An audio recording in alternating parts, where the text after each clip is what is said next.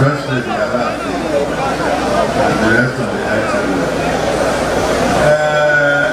As for the speech by the governor, I thank you very much once again. So I only can show you that I will not let that down. Addressing the people, the Vice President, Professor Yemi Oshibajo, who described the event as another epoch-making event in the history of Ibadan, prayed for long life, good health, and wisdom for the new Olubadan. The custodianship of this illustrious heritage and proud tradition that the Olubadan has been initiated today, and it is therefore, Your Royal Majesty, a heavy obligation of history that the privilege of your ascension to the throne of your fathers now places upon your shoulders. In his words, the Oyo State Governor, Engineer Seyi Makinde, said the sanctity of the dynasty has been restored, stressing that the Olubadan will continue to contribute to the uplift of Ibadan land. He urged custodians of culture to always caution policymakers and politicians against playing politics with culture, stressing that no politician can destroy any system without the cooperation of members of the system. Climbed the 22 steps on the Olubadan line, starting from the lowest rung of Jagun Olubadan over a period of almost 33 years. We rejoice because His Imperial Majesty, having seen how things were when politics became a factor in the ascension to the throne, he is in a great position to defend the traditions of our people and ensure that this does not happen again. And I want to restate that even though our Olóṣèlú, we will come and go sometimes to satisfy our political whims, we make decisions that do not protect our traditional systems. But this is why the custodians of our culture must always take a stand against us politicians tinkering with age-old traditional system. Makmu, venue of the event, was filled to capacity with illustrious sons and daughters of Ibadan land, eminent personalities from all walks of life who showed up to be part of the memorable event. Anu Akomalafe, IETV News.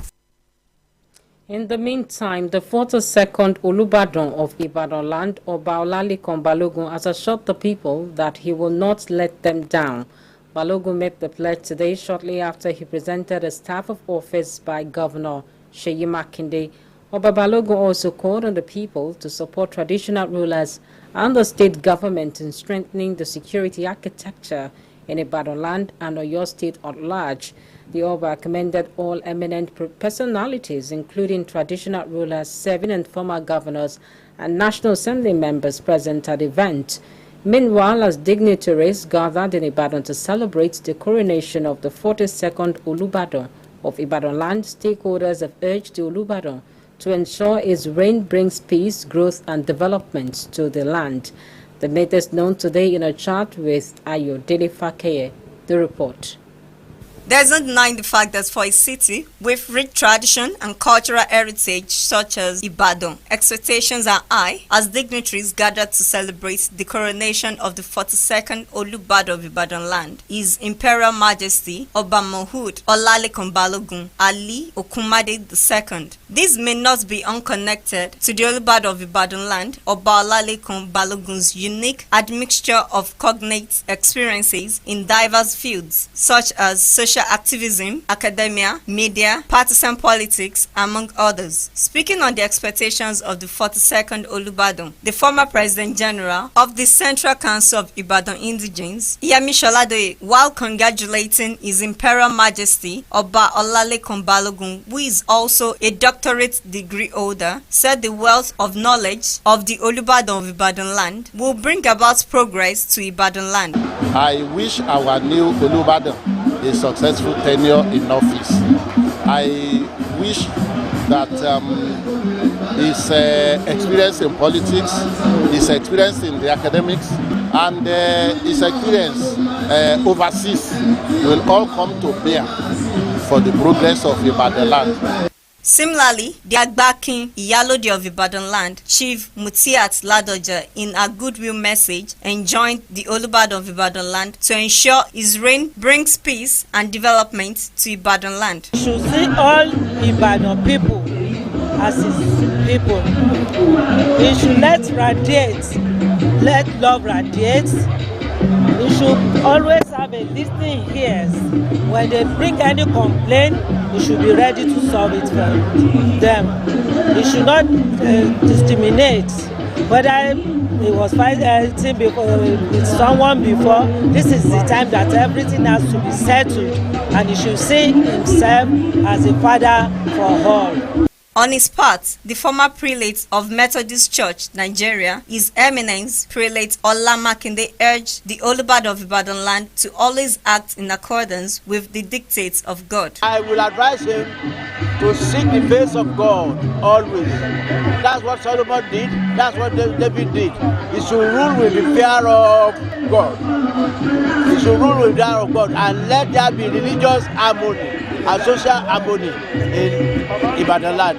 Also, the president of Omar Jerusalem Club, Abiola Ali, while felicitating with the people of Ibadan land, said it is without doubt that the Olubadan will not only make a great king to Ibadan, but also help bring more relevance to the traditional institution. We're happy that today has come to be, and we are praying that his reign will bring tremendous progress to Ibadan land. Well, first and foremost, I want to thank God for him that he's able to ascend the position of Olubadan of Ibadan land. My expectation of him is that he should carry all of us along.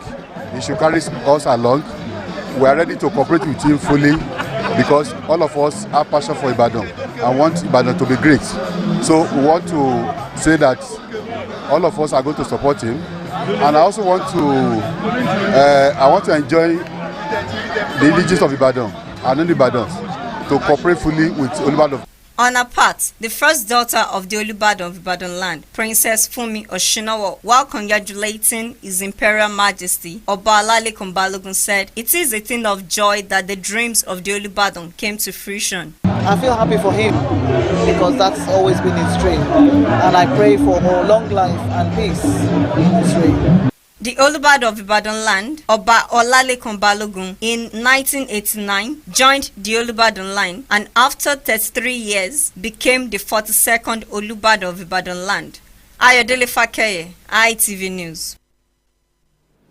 In a related development, many associations in different colorful outfits were today seen within and outside Mapo Hall venue of the coronation ceremony of the 42nd Olubadan of Ibadan land. The event witnessed dancing to the indigenous Yoruba music of the land and oral presentations. In this report, IVR's Taiwo Olarewaju takes a look at the activities in and outside the coronation premises. His report.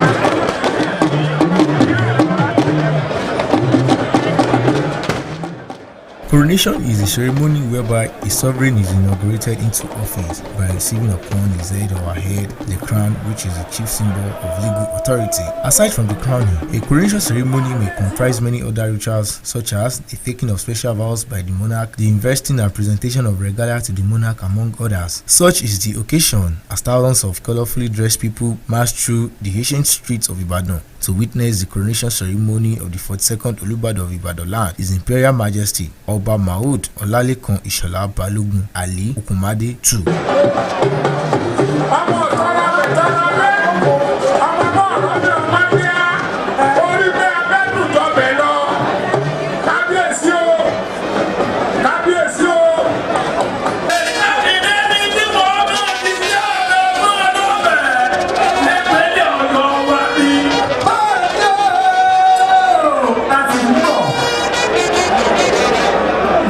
Prominent Nigerians, including top government functionaries and Vice President Yemi Osinbajo, former Vice President Atiku Abubakar, captains of industry and traditional rulers across the country attended the coronation ceremony of Oba Lekan Balogun. The event, held at the ancient Mapo Hall in Ibadan Southeast local government area, witnessed indigenes of Ibadan as well as residents and well-wishers. Today is a great day. I'm delighted to be here, to be part and parcel of this occasion. We have been expecting today, and thank God to become a reality. I pray long life and easy tenure for the Olubadan land of Ibadan. The new Olubadan that they are going to install today is a personal friend and is our in-law. That is why all of us are here to come and enjoy everybody, to thank God for what they have done for him. We are praying that during his own time, the best atmosphere of this land, Ibadan, must be conducive for everybody. Our prayer is that by the grace of God, the reign of Olubadan, Mahmood, Ishola Olalekan Balogun, Aliwo Okumade II will be peaceful, progressive, dynamic, and pleasant. Many associations in different colorful outfits are seen within and outside the Mapo Hall premises, venue of the event, dancing to the indigenous Yoruba music of Ibadan land. Traditional drummers and native praise singers with scores of sightseers and those selling things are also sighted at different spots.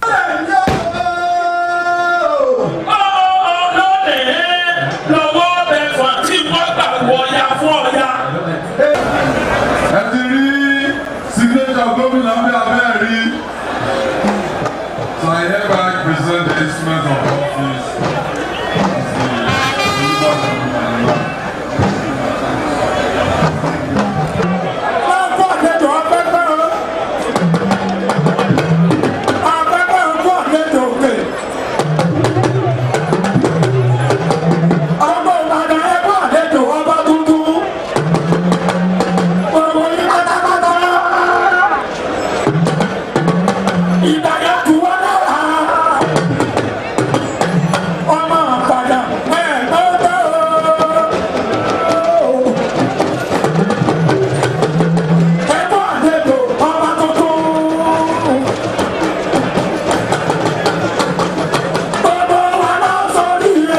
Taiwo Olanrewaju, ITV News.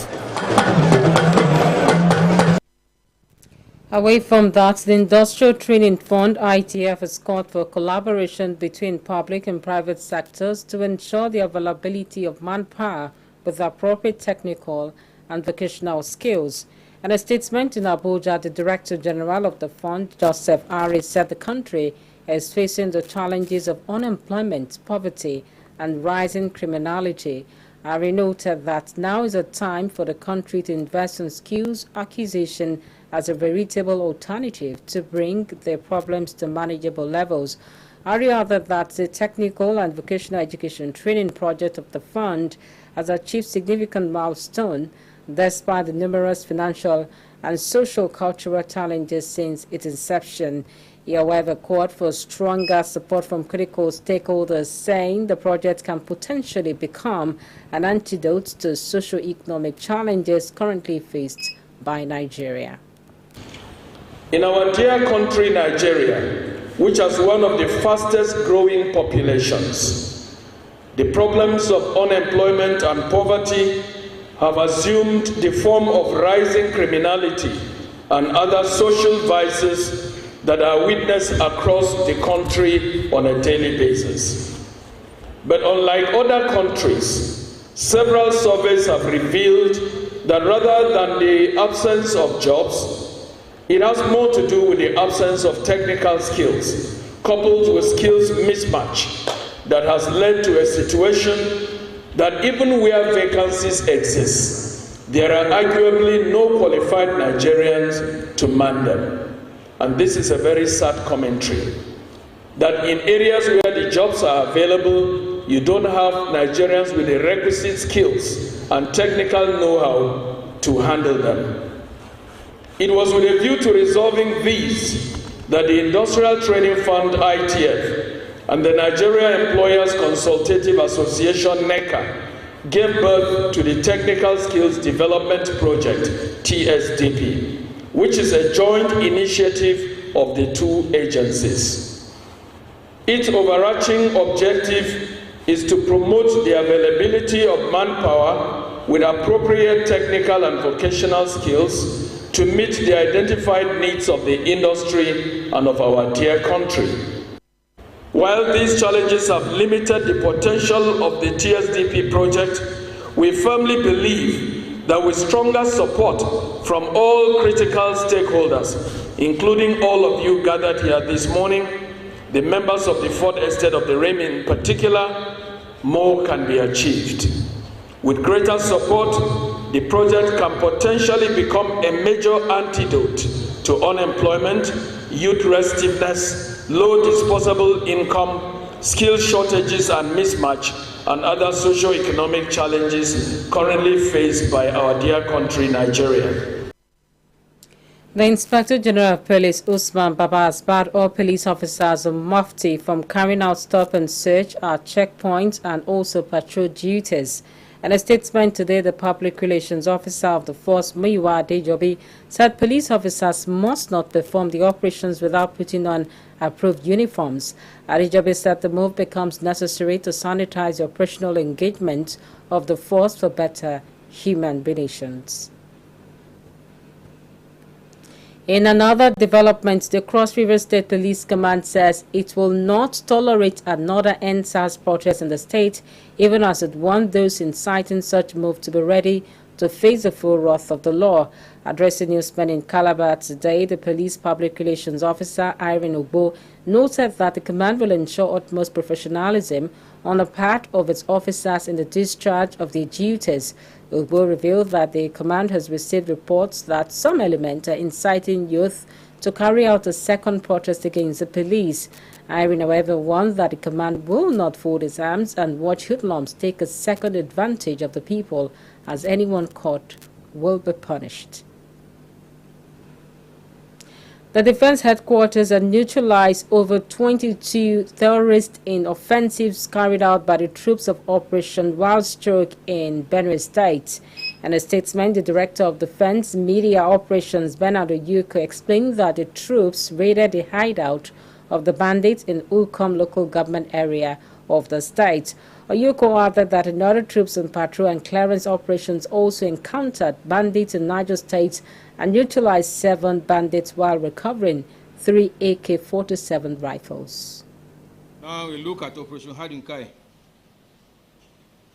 Troops of Operation Hadinkai within the last 2 weeks sustained their aggressive posture by conducting clearance operations in the fight against Boko Haram terrorists and Islamic State of West African province terrorists and other criminal elements within the theater of operation. The troops' effort yielded significant results in some locations within their own theater of operation, such as Mandara Mountains, Kwatara Hill, Fadagwe Village in Woza local government area, the Timbuktu Triangle, Bok Village in Damboa local government area, Hawul Village and Malam Faturi local government area. Notably, own troops during robust clearance operation engaged Islamic State West African terrorists at the Mandara Mountains. Other areas include Afremo in Warri Southwest, Abo in Uduluku government area of Delta State, Okohia community in Ukwa West local government area of Abia State.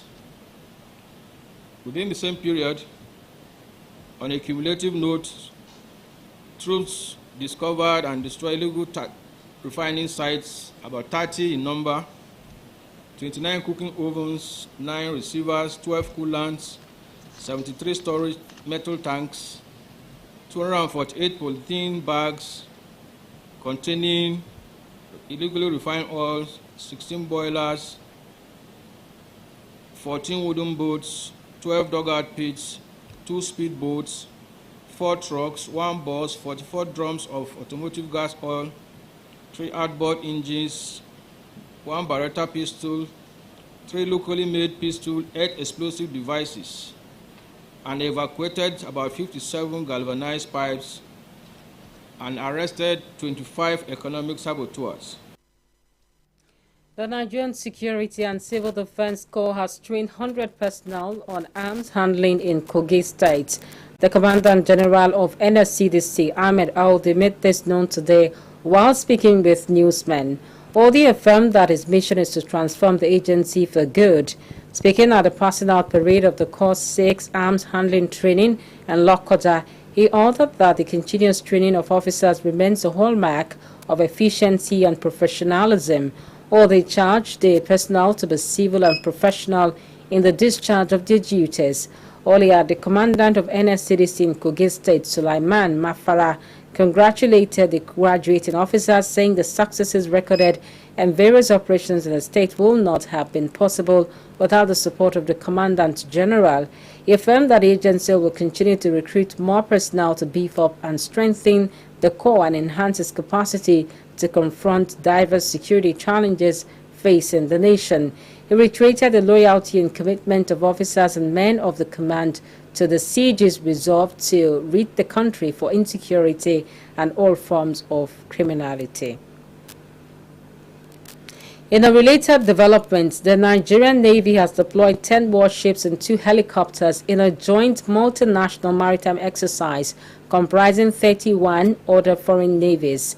This is according to the Chief of Naval Staff, Awal Gambo, while speaking in Rivers State today. According to Gambo, the move is aimed at improving security in the Gulf of Guinea and boost synergy with navies within the regional bloc and allied countries. He said the Nigerian Navy will conduct a drill on the nation's territorial waterways and the Gulf between March 11 and end on March 18. Gambo added that the exercise will make a positive impact on the nation's combat operation through training, while exposing all the maritime-related agencies to the benefits of interagency cooperation and international collaboration. Some of the countries that will participate in the exercise include Angola, Belgium, Benin, Brazil, Cape Verde, Cameroon, Canada, Cote d'Ivoire, Democratic Republic of Congo, and Denmark. Moving on to party politics, the All Progressives Congress APC has dismissed a letter by the Independent National Electoral Commission on the need to give the Commission a 21-day notice for its national convention slated for the 26th of March. In a statement today in Abuja, the spokesman of the party's caretaker Extraordinary Convention Planning Committee, Ismail Ahmed, said the APC had earlier intimated the Commission of its intent to conduct its national convention on the 26th of February. Ahmed noted that it is a notice of an adjustment and not a fresh 21-day notice. It will be recalled that the committee had released a zoning arrangement for the March 26 National Convention. The party zoned the national chairman to the North Central, while the Southwest will produce the national secretary.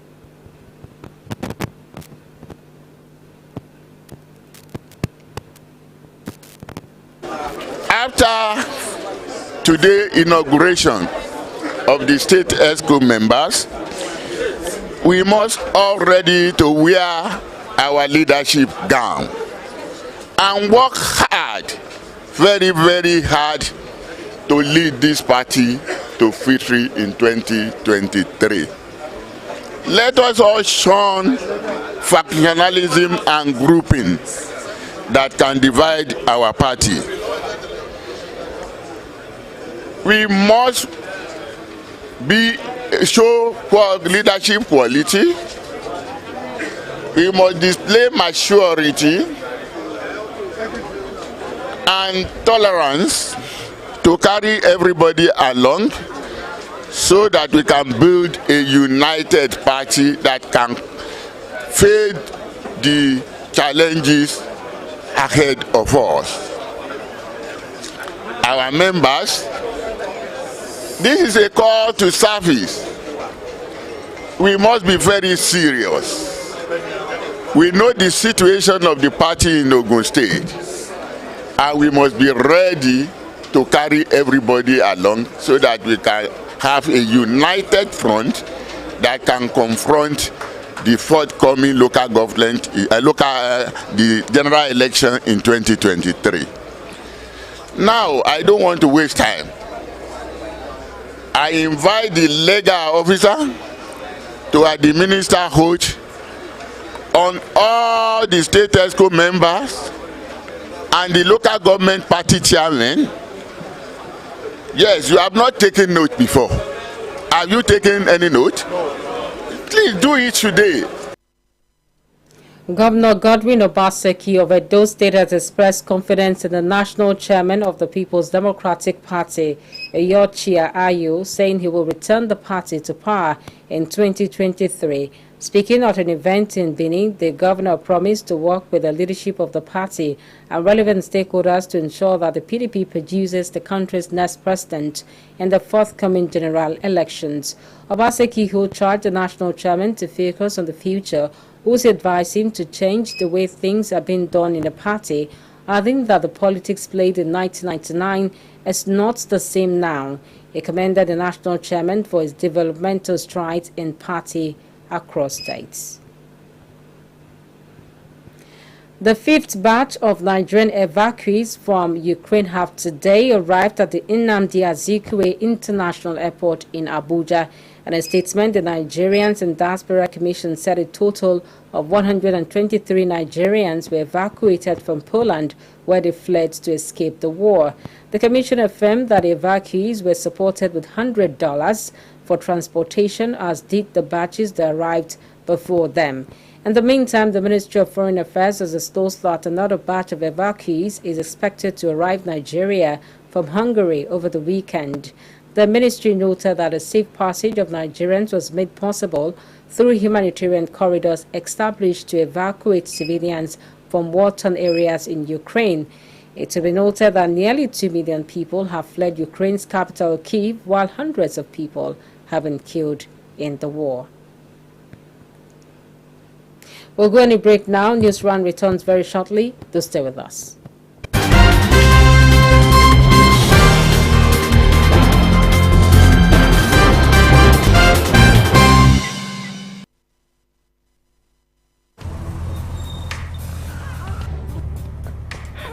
I need the police that can respond to emergencies first.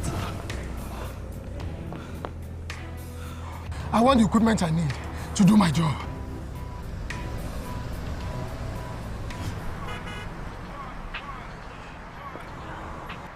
I want a police that won't harass or arrest me for no just reason. I want to be valued for my work, not feared by honest people. I want a police that won't ask me anything for the boys. I want a decent salary that is paid on time. If it happens with good laws, proper funding, training, and cooperation. If it happens. If it happens. If it happens. Adelayo Academy, we raise our banners up with pride and joy. We strive for excellence. Welcome to Adelayo Academy, an astute citadel of learning dedicated to raising future leaders. Adelayo Academy, a co-educational school with day and boarding facilities, is committed to instilling virtues needed to make a headway in life. Our science laboratory is equipped with state-of-the-art facilities that makes learning very easy for students. Our teachers are highly trained and up to the task of passing down knowledge in the most easy-to-learn ways. As you all know that all work and no play makes Jack a dull boy. Our playground is top class and we take physical health exercise very importantly. Located in a very conducive environment in the heart of Ibadan at Adelayo bus stop, Alagba Wakajaye, Iyano Church. Adelayo Academy is the best option when it comes to giving your words a quality education. Wow, I'm impressed. Mommy, Daddy, I want to attend the Adelayo Academy, please. Thank you. This is the school we have been looking for. Admission form is obtainable at the school premises, Adelayo Academy, Wakajaye Yano Church, Ibadan, or Impact Africa Television, IATV, Impact House, Kolapo Ishola Estate, Yano Church Road, General Gas, Akobo, Ibadan. You can also visit the school website on www.adelayoacademy.org or call 0805 947 9449 or 0706 091 0776 or 0810 965 2215. You can also call 0805 527 5583. Adelayo Academy, developing character, competence, and confidence.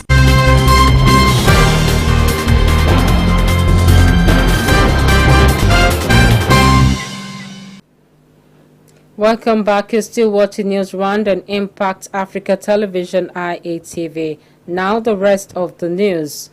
The Nigerian network of NGOs says the exclusive control of COVID-19 vaccines, tests and treatments by big pharmaceutical companies continue to put the world at risk of the next deadly variant of the virus. In a statement today, the executive director of the group, Oyebisi Oluseyi, called for global action against poverty and the people's inequality. He noted that today marks the beginning of the third year since the World Health Organization formally declared COVID-19 a pandemic. Oluseyi said what leaders have the power to remove the monopoly of big pharmaceuticals on vaccines, tests and treatment and allow countries to produce life-saving medicines needed by their citizens. According to him, there are over 100 facilities globally that can produce more vaccine doses if the monopoly of pharmaceuticals on these technologies was temporarily lifted and the recipes shared. He also decried a lack of strong government action in the face of pharmaceutical monopoly, adding that greed is causing thousands of needless deaths each day.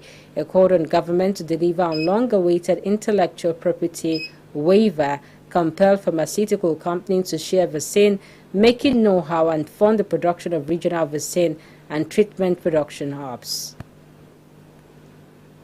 Kenny Bamidele is standing by with stories from the world of sports.